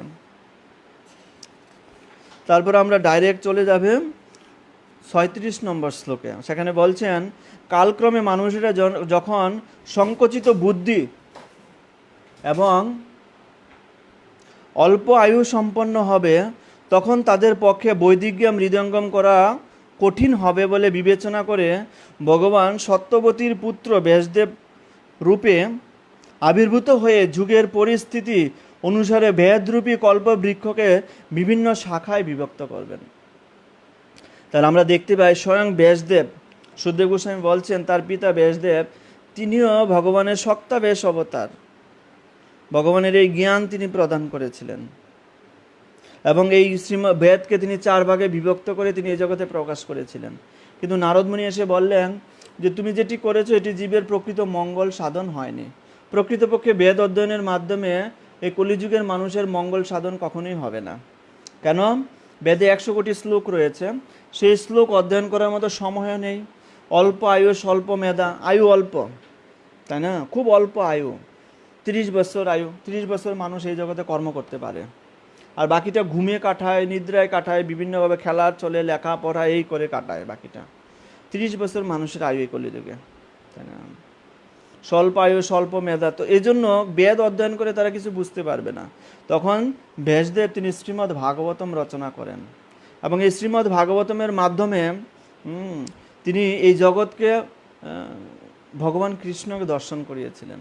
তো যখন নারদ মুনি এসে ব্যাসদেবকে বলছিলেন এই শ্রীমদ্ ভাগবতমের মাহাত্ম্য, এবং একসময় নারদ মুনি ব্যাসদেবকে বললেন যে এই শ্রীমদ্ ভাগবতম কেউ যদি তা যদি লিখতে গিয়ে বা এই প্রচার করতে গিয়ে যদি কোনো তার ভুলও হয়, তথাপি এই শ্রীমদ্ ভাগবতম সমস্ত পৃথিবীতে এক বিপ্লব সৃষ্টি করতে পারে। সেটি নারদ মুনি ব্যাসদেবকে বলেছিলেন শ্রীমদ্ ভাগবতমের প্রথম স্কন্ধে, যে শ্রীমদ্ ভাগবতম প্রচার করতে গিয়ে যদি কেউ ভুল বশত কোনো তার শব্দের ভুলও হয়ে যায়, কোনো ভুলও করে ফেলেন, তথাপিও এই শ্রীমদ্ ভাগবতম সমস্ত পৃথিবীতে এক বিপ্লব সৃষ্টি করবেন। আমরা দেখতে পাইছিল প্রভুপাদ যখন বৃন্দাবন থেকে আমেরিকায় গিয়েছিল, কি নিয়ে গিয়েছিল? শ্রীমদ্ ভাগবতম নিয়ে গিয়েছিল, এবং এই শ্রীমদ্ ভাগবতমই সমস্ত পৃথিবীতে এক বিপ্লব সৃষ্টি করেছে। সে নারদ মুনির কথাটাই এখানে প্রতিফলিত হয়েছে। আজকে সমস্ত পৃথিবীতে যে হরে কৃষ্ণ আন্দোলন, এই যে বিপ্লব, সেই বিপ্লব শ্রীমদ্ ভাগবতমের মাধ্যমে শুরু হয়েছে। সেটি নারদমুনি ব্যাসদেবকে বলেছিলেন। 37 নম্বর শ্লোকে, নাস্তিক অসুরেরা বৈদিক জ্ঞানে অত্যন্ত দক্ষ হয়ে মহাবিজ্ঞানী মহাদানব কর্তৃক নির্মিত মহাকাশযানে চড়ে গগন মার্গে অদৃশ্যভাবে বিচরণ করবে। তখন তাদের মোহচ্ছন্ন করার জন্য অত্যন্ত আকর্ষণীয় বুদ্ধ রূপে আবির্ভূত হয়ে তিনি উপধর্ম প্রচার করবেন। এখানে বুদ্ধদেবের কথা আলোচনা করা হয়েছে, যিনি এসে এই জগৎকে, যারা নাস্তিক হবে, যারা তাদের জীবনটা ভগবানের উদ্দেশ্যে সমর্পণ করবে না, তাদেরকে তিনি শিক্ষা দেওয়ার জন্য তিনি বুদ্ধদেব রূপে অবতীর্ণ হবেন। তো প্রভুপাদ তাৎপর্য বলছেন, এই কলিযুগে যে বুদ্ধদেব আছে সেই বুদ্ধদেব নয়। এই বুদ্ধদেব, যে বুদ্ধদেবের কথা এখানে ব্রহ্মা নারদমুনিকে বলছেন, সেই বুদ্ধদেব অনেক আগে এসেছেন। এই কলিযুগের বুদ্ধদেব না, অন্য কলিযুগের বুদ্ধদেব তিনি। যেটা আমরা এই বুদ্ধদেবের নাম শুনি সেটা নয় কিন্তু। 38 নম্বর শ্লোকে বলছেন, তারপর কলিযুগের শেষে যখন তথাকথিত সাধু এবং উচ্চতর 3 বর্ণের সম্ভ্রান্ত ব্যক্তিদের গৃহ ভগবানের কথা আলোচনা হবে না, যখন রাষ্ট্রের শাসন ব্যবস্থা জনসাধারণ কর্তৃক নির্বাচিত শূদ্র অথবা তার থেকেও নিকৃষ্ট স্তরে মানুষের হাতে ন্যস্ত হবে, এবং যখন সোয়াহা সোয়াধা শশট ইত্যাদি বৈদিক মন্ত্র আর শোনা যাবে না, তখন ভগবান পরম দণ্ডদাতা রূপে আবির্ভূত হবেন। কল্কি অবতারের কথা এখানে বলা হয়েছে। এবং কলিযুগের শেষে, এটি কখন হবে? এখন মাত্র কলিযুগের সন্ধ্যা, কলিযুগের সকাল এখন চলছে। কলিযুগের আয়ু কত? 4,27,000 বছর, তাই না? তার মধ্যে এখন মাত্র 5,000 বছর অতিক্রান্ত হয়েছে কলিযুগের আয়ু। তার মানে এখন ভোর হলো মাত্র। জাকির নায়েক কিছুদিন আগে একটা কনফারেন্সে তিনি বলছেন যে মোহাম্মদ হচ্ছেন কল্কি দেবের অবতার। এটি টোটালি ভুল ধারণা। এখানে বলা হয়েছে কলিযুগের শেষে আসবেন তিনি, এখনো সময় হয়নি।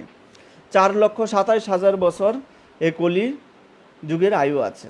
তার মানে আরো 4 লক্ষ বছর আছে কলিযুগের, তখন আসবে, এখনো সময় হয়নি, বহু দেরি আছে।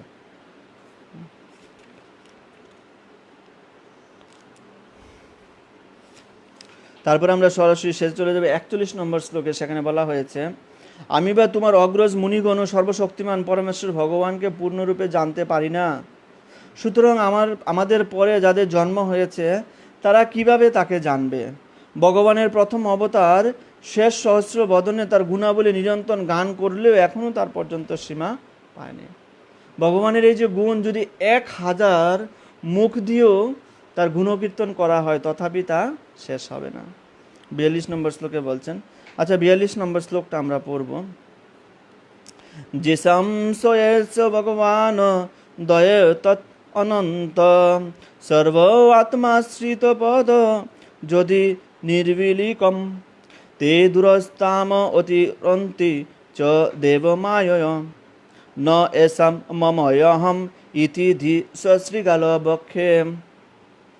অনুবাদ বলছে, যারা নিষ্কপটে পরমেশ্বর ভগবানের শরণাগত হয়েছেন তারা ভগবানের বিশেষ কৃপা প্রভাবে দুস্তর ভব সমুদ্র উত্তীর্ণ হতে পারেন এবং ভগবানকে জানতে পারেন।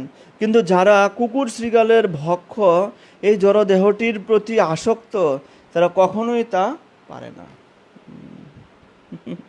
যে শংস এস ভগবান ধয়ত অনন্ত, ভগবান কৃষ্ণ তাকে কৃপা প্রদান করবেন। ধয়ত মানে তাকেই কৃপা প্রদান করবেন, অনন্ত অনন্ত কৃপা তাকেই দান করবেন। কাকে? সর্ব আত্মা আশ্রিত পদ, যারা সর্বতোভাবে ভগবানের শরণাগত, তাকেই তার অনন্ত যে কৃপা, ধয়ত কৃপা, সেই কৃপা তিনি তাকে প্রদান করবেন। যারা সম্পূর্ণরূপে ভগবানের প্রতি নির্ভরশীল, ভগবানের প্রতি আশ্রিত, ভগবান কেবলমাত্র তাদেরকেই তার এই কৃপা প্রদান করবেন।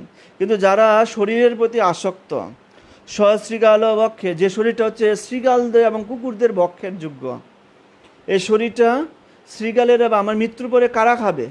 কুকুরেরা বা শৃগালেরা খাবে নাকি? যখন আমাদেরকে মাটিতে রাখা হয় বা মাটিতে যদি কেউ রেখে দিয়ে আসে, সেই দেহটা কে খায়? কুকুরে বা শৃগালেরা। তো সেই দেহের প্রতি যাদের আসক্তি, তারা কখনোই ভব সমুদ্র পার হতে পারবে না। তারা এই সংসার যাতনা থেকে মুক্তি পাবে না। এই সংসার যাতনায় তারা দিন দিন কষ্ট পাবে। কিন্তু যারা ভগবানের চরণে আশ্রিত, তারা খুব নিমিষে এই সংসার বাসনা থেকে মুক্ত হয়ে ভগবানের কাছে ফিরে যাবে। এটি এখানে ব্যক্ত করা হয়েছে। 46 নম্বর শ্লোকে তাৎপর্য বলা হয়েছে, অনুবাদে বলা হয়েছে, শুদ্ধ ভক্তদের শরণাগত হওয়ার ফলে এবং ভক্তিযুগে তাদের পদাঙ্ক অনুসরণ করার ফলে স্ত্রী, শূদ্র, হুন, শবর আদি পাপ জীবেরাও এমনকি পশু পাখিরও পর্যন্ত ভগবত তত্ত্ববিজ্ঞান অবগত হয়ে মায়ার মোহময় বন্ধন থেকে মুক্ত হতে পারে। যার ঐকান্তিক আগ্রহ রয়েছে সে যদি স্ত্রী হয়, শূদ্র হয়, শবরও হয়, যেই হোক না কেন, পাপী হোক, ঘোর পাপী, তথাপি সে ভগবানের শরণাগত হওয়ার ফলে ভগবানের এই ভগবত তত্ত্ববিদ্যা উপলব্ধি করতে পারবে। যেমন আমরা দেখতে পাই রামায়ণ যিনি রচনা করেছেন কে? বাল্মীকি মুনি, তাই না? এবং বাল্মীকি মুনি তিনি যখন রামায়ণ রচনা করেছেন তিনি কিন্তু পূর্বজীবনে অত্যন্ত পাপী ছিলেন, কিন্তু এই ভগবানের শুদ্ধ ভক্তের কৃপাতে, শুদ্ধ ভক্তের আশ্রয়ে আসার ফলে তিনি বাল্মীকি মুনিতে রূপান্তরিত হয়েছেন। এবং আমরা দেখতে পাই ভগবান রামচন্দ্র তিনি যখন শুনতে পেলেন একজন দোপা তিনি বলছেন যে আমি রামচন্দ্রের মতো নই যে তুমি 1 বছর কোথাও থাকলে আমি তোমাকে সেখান থেকে গ্রহণ করে নিব। তার মানে রামচন্দ্রের স্ত্রী সীতা দেবী, সীতা মাতা, তিনি রাবণের ওখানে 1 বছর ছিলেন, কিন্তু তথাপি রাম তাকে গ্রহণ করে নিয়েছে।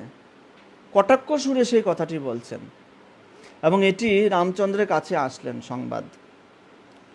তখন রামচন্দ্র লক্ষণের মাধ্যমে সীতা দেবীকে বনে রেখে আসলেন। আর যখন রামচন্দ্র লক্ষণের মাধ্যমে সীতা দেবীকে বনে রেখে আসছেন, সীতা দেবী কি উত্তর দিয়েছিলেন? সীতাকে আগে বলা হয়নি যে তোমাকে বনে রাখা হবে, রাবণের সাথে তাকে যেতে বলেছিলেন, কিন্তু যখন বনে রেখে আসলেন আর লক্ষণ বললেন তোমাকে আর প্রাসাদে নিয়ে যাওয়া হবে না, অযোধ্যায় নিয়ে যাওয়া হবে না, আপনাকে মা এখানেই থাকতে হবে বনে। তখন সীতা কি বলছিলেন? যে প্রকৃত যে রামায়ণ, যেটা বাল্মীকি মুনি দ্বারা রামায়ণ প্রকাশিত হয়েছে, সেই রামায়ণে লেখা আছে সীতা দেবী মুচকি হাসি দিয়েছিলেন। আর হাসি দিয়ে তিনি লক্ষণকে বলেছিলেন, লক্ষণ তুমি ভগবান রামচন্দ্র, আমার পতিদেব রামচন্দ্রকে গিয়ে বলবে তার এই কার্যকলাপের দ্বারা আমি অত্যন্ত সন্তুষ্ট হয়েছি, তার প্রতি শ্রদ্ধা আরও বৃদ্ধি পেয়েছে। কিন্তু আপনি যদি রামানন্দ সাগর বা বিভিন্ন সাগরের যে রামায়ণ আছে এগুলো দেখতে যান, সেখানে দেখাবে যে সীতা দেবীকে যখন বনে রেখে আসছে তখন সীতা দেবী কান্না করছে, তার চোখ দিয়ে জল পড়ছে, কি করে বনে থাকবে সেই ভাব এসে গেছে। এগুলো সব হচ্ছে জড় চিন্তার দ্বারা লিখিত। এজন্য আমাদের কখনো এই টেলিভিশনের রামায়ণ এগুলো দেখতে নেই। আমাদের প্রকৃত যে ভাব, সেই ভাবকে সেখানে লুকানো হয়েছে। প্রকৃত যে মনোবৃত্তি, সেই মনোবৃত্তিকে সেখানে লুকানো হয়েছে। প্রকৃতপক্ষে সীতা দেবী কোনোভাবে উদ্বিগ্নই হননি। লক্ষণ সীতা দেবীকে বনে রেখে আসছেন এবং সীতা দেবী অত্যন্ত আনন্দিত হয়ে লক্ষণকে বলছে রামচন্দ্র, প্রভু রামচন্দ্রকে গিয়ে বলবেন আমি তার এই কার্যকলাপের দ্বারা অত্যন্ত সন্তুষ্ট হয়েছি। তো প্রশ্ন হতে পারে যে সীতা দেবী কেন বললেন যে তিনি অত্যন্ত সন্তুষ্ট হয়েছেন? কেন এই কথাটি কেন বললেন? তাকে বনে রেখে আসাটা কি ভালো কাজ? কারণ ভগবান রামচন্দ্র তিনি জানতেন যে সীতা দেবী যদি এইভাবে প্রাসাদে থাকে, কোনো না কোনোভাবে সীতার কানে সেই কথা পৌঁছাবে যে রামচন্দ্র কেন সীতাকে গ্রহণ করলো, যদিও তিনি 1 বছর রাবণের কাছে ছিলেন। কেন তাকে গ্রহণ করলো? তো যখন সীতার কাছে সেটি পৌঁছাবে আর সীতা তার পতির বা রামচন্দ্রের যে নিন্দা, সেই নিন্দা শ্রবণ করতে পারবে না, তখন সে যে কোনো সময় আত্মসাৎ করতে পারে, নিজেকে সুইসাইড করতে পারে, মৃত হয়ে যেতে পারে বা নিজেকে মৃত্যুর কোলে ঢলে দিতে পারে। সেজন্য ভগবান রামচন্দ্র তিনি সীতা দেবীকে রক্ষা করার জন্য তিনি বনে রেখে আসছেন, কিন্তু কোথাও সেটি প্রকাশ করা হয় না। মূল যে ভাব, সেই ভাব সেখানে লুকায়িত করা হয়। ভগবান রামচন্দ্র প্রকৃতপক্ষে সীতা দেবীকে রক্ষা করার জন্য তিনি জানতেন সীতা দেবীকে যদি প্রাসাদে থাকে তাহলে তাকে রক্ষা করা যাবে না, কোনো না কোনোভাবে তার কানে কথা পৌঁছাবে যে তার দ্বারা তার প্রভু বা তার স্বামী কি হচ্ছে, অন্যের কাছে নিন্দিত হচ্ছে। তখন সেখানেই সে দেহ ত্যাগ করবে। সেই জন্য অন্তত তাকে বাঁচিয়ে রাখার জন্য তাকে বনে রেখে আসো। আর যখন লক্ষণ বনে রেখে আসলো, সীতাদেবী অত্যন্ত সন্তুষ্ট হয়েছেন, অন্তত সীতাদেবীর প্রাণটা বেঁচে গেল। কেউ অন্তত সীতার কারণে বা সীতামাতার কারণে ভগবান রামচন্দ্রকে কেউ দোষ দিতে পারবে না, তাই না? এই জন্য সীতাদেবী অত্যন্ত সন্তুষ্ট হয়েছে, আমার কারণে যেন আমার পতি কোনো কলঙ্কিত না হয়, আমার কারণে যেন আমার পতি দুঃখপ্রাপ্ত না হয়। আর সীতামাতা তখন কোথায় আশ্রয় নিয়েছে? সেই বাল্মীকির কাছে গিয়ে আশ্রয় নিয়েছে। বাল্মীকির কাছে তিনি সবসময় ভগবানের কথা, লীলা কথা শ্রবণ করতেন। আর অন্তঃসত্ত্বা অবস্থায় ছিল সীতামাতা, তার পেটে তখন সন্তান ছিল। সেই অবস্থায় ভগবান রামচন্দ্র তাকে কোথায় পাঠিয়েছেন? বাল্মীকি মুনির আশ্রমে পাঠিয়ে দিয়েছেন। একদিক থেকে জড় দৃষ্টিতে দেখলে এটি অত্যন্ত খারাপ কাজ হয়েছে, কিন্তু চিন্ময় দৃষ্টিতে, শাস্ত্র আমাদেরকে সবসময় বৈষ্ণব গুরুদের দৃষ্টিতে দেখতে হয়, নিজের দৃষ্টিতে শাস্ত্র দেখা উচিত নয়। শাস্ত্রকে সবসময় বৈষ্ণবদের দৃষ্টিতে দেখতে হয়। আর বৈষ্ণবদের গুরুদের দৃষ্টিতে দেখলে আমরা দেখতে পাবো সীতামাতা তখন বাল্মীকি মুনির আশ্রমে তিনি সবসময় দিব্য কথা শ্রবণ করতেন, ভগবানের কথা শ্রবণ করতেন, আনন্দে জীবনযাপন করছিলেন সেখানে, এবং সন্তান প্রসব করেছিলেন। তো এই জন্য এখানে যে বলছেন যে শূদ্ররা পর্যন্ত ভগবানের শ্রবণ করার মাধ্যমে, ভগবানের যে পদাঙ্ক, শরণাগত ভক্তের পদাঙ্ক অনুসরণ করার মাধ্যমে তারা অসীম কৃপা লাভ করতে পারে। তাহলে আমাদের আচার্যদের অবদান কতটুকু দেখুন। আমাদের যারা আচার্য রয়েছে, যারা আমাদের গুরু পরম্পরা নিয়ে সাজায়, তাদেরকে বলে প্রেজেন্ট আচার্য। প্রেজেন্ট আচার্য কারা? যেমন ছিল প্রভুপাদ, ভক্তি সিদ্ধান্ত সরস্বতী ঠাকুর প্রভুপাদ, ভক্তিবিনোদ ঠাকুর, এনারা হচ্ছে প্রেজেন্ট আচার্য। আর পূর্বতন আচার্য কাদের বলা হয়? যারা তার উপরে রয়েছেন, ছিল গৌরকিশোরদাস বাবাজি মহারাজ এবং জগন্নাথ দাস বাবাজি মহারাজের উপরে যারা রয়েছেন, স্বরূপ গোস্বামীরা, ওনারা হচ্ছে পূর্বতন আচার্যগণ। আর প্রেজেন্ট আচার্য হচ্ছে শিল প্রভুপাদ, ভক্তি সিদ্ধান্ত সরস্বতী প্রভুপাদ এবং ভক্তিবিনোদ ঠাকুর। এই তিনজন হচ্ছে প্রেজেন্ট আচার্য, কারণ এই তিনজনের ভাষ্য থেকে এবং এই তিনজনের সিদ্ধান্ত থেকে আমরা ভগবানকে দর্শন করতে পারি, শাস্ত্র অধ্যয়ন করতে পারি। প্রভুপাদ আমাদের যে ভাগবতম দিয়েছেন সেটি তাদের হচ্ছে বিভিন্ন টিকা থেকে আমরা পেয়েছি, সেগুলো আমরা শ্রবণ করছি, সেজন্য তারা হচ্ছে প্রেজেন্ট আচার্য। 48 নম্বর শ্লোকে বলছেন, এই প্রকার অপ্রকৃত অবস্থায় জ্ঞানী অথবা যোগীদের মতো কৃত্রিমভাবে মনকে সংযত করার, মনোধর্ম প্রসূত জল্পনা কল্পনা করার অথবা ধ্যান করার প্রয়োজন হয় না। ঠিক যেমন বর্ষার নিয়ন্ত্রণকারী দেবরাজ ইন্দ্রকে জল পাওয়ার জন্য কূপ খনন করার কষ্ট করতে হয় না। তো ঠিক যেরকম ভগবানের ভক্তরা, তারা ভগবানকে আশ্রিত হওয়ার ফলে তারা নিমিষেই সব কিছু পেতে পারে। ঠিক যেমন যিনি বর্ষার নিয়ন্ত্রণকারী ইন্দ্র, তাকে জলের জন্য কূপ খনন করতে হয় না, তার কাছে অলরেডি সমস্ত জল রয়েছে। 51 নম্বর শ্লোকে চলে আসবে, সেখানে বলছেন নারদমুনি সেখানে, তময় এতৎ বিপলি করু, তুমি এই যে জ্ঞান আমি তোমাকে প্রদান করলাম, সেটি এই জ্ঞান, এই ভগবত বিজ্ঞান তুমি সমস্ত জায়গায় প্রচার করো। ব্রহ্মা এখন নারদমুনিকে প্রচারের নির্দেশ দিয়েছেন। তাহলে প্রচারটা কত গুরুত্বপূর্ণ আমাদের জন্য। ব্রহ্মা থেকে নারদমুনি আদেশপ্রাপ্ত হয়েছেন প্রচারের জন্য, এটি গুরুদেবের কৃপা। যখন আপনার গুরুদেব আপনাকে বলবে প্রচারের জন্য, আপনাকে বুঝতে হবে গুরুদেব বাক্যরূপে আপনাকে কৃপা করছেন। গুরুদেবের সর্বশ্রেষ্ঠ কৃপা এটাই যে আপনাকে অধিকার দিয়েছেন প্রচার করার জন্য। এই অধিকার সবাই পায় না। এটি ব্রহ্মাণ্ড ভূমিতে ভূমিতে যখন কোটি কোটি জন্ম পার হয়ে যাবে, কখন কোনো কোনো ভাগ্যবান জীব সেই অধিকার পায়, প্রচারের অধিকার। তো আমরা যেন সেই অধিকারটা নষ্ট না করি। আমাদের কাছে বিরাট সুযোগ দিয়েছেন ভগবান চৈতন্য মহাপ্রভু, শিল প্রভুপাদ, আমাদের প্রেজেন্ট আচার্যরা, এই প্রচার করার জন্য। আমরা যেন সেই প্রচারে মগ্ন থাকি।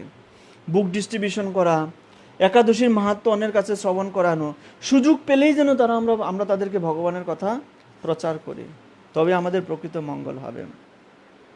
52 নম্বর শ্লোকে বলছেন, নিষ্ঠা সহকারে এই ভগবত তত্ত্ব তুমি বর্ণনা করো, যাতে মানুষ সমস্ত জীবের পরমাত্মা এবং সমস্ত শক্তির পরম উৎস পরমেশ্বর ভগবান শ্রীহরির প্রতি অপ্রাকৃত ভক্তি লাভ করতে পারে। তাহলে আমাদের এই ভগবত তত্ত্ব বা ভগবানের কথা প্রচার করার উদ্দেশ্য কি? যেন তারা ভক্তি লাভ করতে পারে। কখনো যেন আমরা মনে না করি এই প্রচার করে আমি টেম্পল প্রেসিডেন্ট হব, এই প্রচারের মাধ্যমে আমি বড় প্রচারক হব, আমাকে সবাই জানবে, ইউটিউবে চ্যানেল খুলবো, ফেসবুকে পেজ খুলবো, অনেক কিছু করব, এই জগতে সবাই আমাকে চিনবে। এটি উদ্দেশ্য নয় প্রচারের। প্রচারের উদ্দেশ্য হচ্ছে মানুষ যেন এই ভগবত ভক্তি জানতে পারে, মানুষ যেন এই ভগবত ভক্তির জ্ঞান অর্জন করতে পারে, সেটি হচ্ছে প্রচারের উদ্দেশ্য। নারদমুনি এখানে বলছেন ইতি সংকল্পে বিনয়, তুমি নিষ্ঠা সহকারে সেই নিষ্ঠা নিয়ে তুমি প্রচার করো, যেন মানুষ বিনয়ী হয়, ভগবানের ভক্ত হয়, সেই নিষ্ঠা নিয়ে, ইতি সংকল্পে, তুমি সেই সংকল্প নিয়ে তুমি প্রচার করো। এই 52 নম্বর শ্লোকে বলছেন। তো প্রচারকদের সেই সংকল্প থাকা উচিত, আমি নিজে বিনয়ী হব, অন্যকে বিনয়ী হওয়ার শিক্ষা দিব, সবাই যেন ভক্ত হতে পারে, সবাই যেন এই ভগবত ভক্তিকে গ্রহণ করতে পারে, সেই উদ্দেশ্য নিয়ে আমাদের প্রচার করা উচিত। এখানে প্রভুপাদ তাৎপর্য বলছেন, নারদ মুনিকে তার গুরুদেব আদেশ দিয়েছিলেন দৃঢ় নিষ্ঠা সহকারে সুপরিকল্পিতভাবে এই বিজ্ঞানকে উপস্থাপিত করতে, জীবিকা নির্বাহের জন্য অর্থ উপার্জনের উদ্দেশ্যে শ্রীমদ্ ভাগবতের প্রচার করার উপদেশ নারদ মুনিকে দেওয়া হয়নি। ভগবত কথা শুনিয়ে অনেক টাকা পাবো, ডলার আসবে, সেই উদ্দেশ্যে, বা 7 দিনের ভাগবত সপ্তাহ হয় না, কত হাজার, 20,000, 25,000 টাকা, 30,000 টাকা দিয়ে তাদেরকে হায়ার করে নেওয়া হয়। ব্রহ্মা সেটি নারদমণিকে উপদেশ দেয়নি। কি উদ্দেশ্যে দিয়েছেন? তুমি প্রচার করো শুধু ভক্ত বানানোর জন্য, টাকা ইনকাম করার জন্য নয়। প্রভুপাদ তাৎপর্য সেটি বলেছেন। ভগবানের এরপরে 53 নম্বর শ্লোকে অনুবাদ বলছেন, ভগবানের বিভিন্ন শক্তির সঙ্গে সম্পর্কিত ভগবানের কার্যকলাপ তার শিক্ষা অনুসারে কীর্তন, অভিনন্দন এবং শ্রবণ করা উচিত। নিয়মিতভাবে ভক্তি শ্রদ্ধা সহকারে তা করা হলে জীব কখনোই মায়ার দ্বারা মোহিত হবে না। যদি ভগবানের এই কথা প্রতিদিন আমরা শ্রবণ করি, কীর্তন করি, অন্যের কাছে প্রচার করি, তাহলে কখনোই মায়া আমাদেরকে অ্যাটাক করতে পারবে না। এখানে গূঢ় রহস্য দিয়ে দিয়েছেন। ব্রহ্মা প্রকৃতপক্ষে নারদ মুনিকে বলছেন যে তুমি কি করে মায়া থেকে মুক্ত হবে, সেই কথাটি ব্রহ্মা এখানে বলছেন যে এইভাবে তুমি মায়া থেকে মুক্ত। পরবর্তী শ্লোকগুলোতে তিনি বলছেন যে আমিও ওইভাবে মায়া থেকে মুক্ত, আমিও ভগবানের কথা শ্রবণ করি, প্রচার করি, সেজন্য আমিও মায়া থেকে মুক্ত, তুমিও ওইভাবে মায়া থেকে মুক্ত হও। আমাদের সকলের উচিত এই কথা শ্রবণ করা এবং প্রচার করা, তার মধ্যে আমরা মায়া থেকে মুক্ত হতে পারবো। এটি হচ্ছে এই জগতের সবচেয়ে বড় রহস্য। এনিহাও কোনো রকমের কষ্ট মষ্টে আমরা 7ম অধ্যায় শেষ করলাম। আগামীকাল 8ম অধ্যায় পরীক্ষিত মহারাজের প্রশ্ন, এবং আমরা কিন্তু, এবং ব্রজরাজ প্রভু বলে দিয়েছেন, আমরা কিন্তু সেগুলো